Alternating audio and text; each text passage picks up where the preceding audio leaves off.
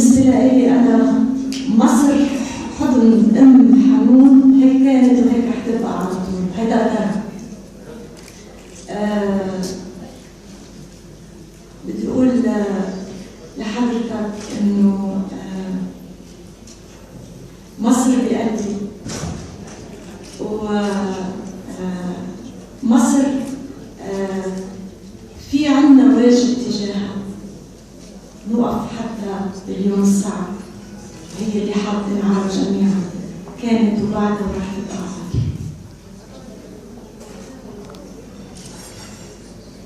بالنسبة للأصول المصرية، أنا ستي والدة أمي مصرية من بورسعيد. أهل أمي كلهم بيحكوا مصري.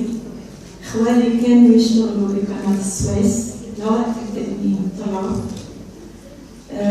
كان في ناس من عائلتي عايشين ببور فؤاد، حتى كان عندي الرغبة إني أزور بورسعيد وفتش بالنفوس عن أصول لإلي بهالمدينة.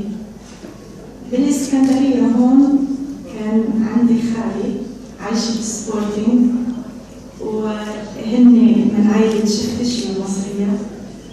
وأول صور لإلي بالحياة بألبومات صوري كان أنا عمري أشهر على شط الإسكندرية هون. كنت ما بعرف كيف غاب عن ذهني إني أجيب معي هالصورة وفرجيكم إياها، بس بوعد إني أعلنها بأول وقت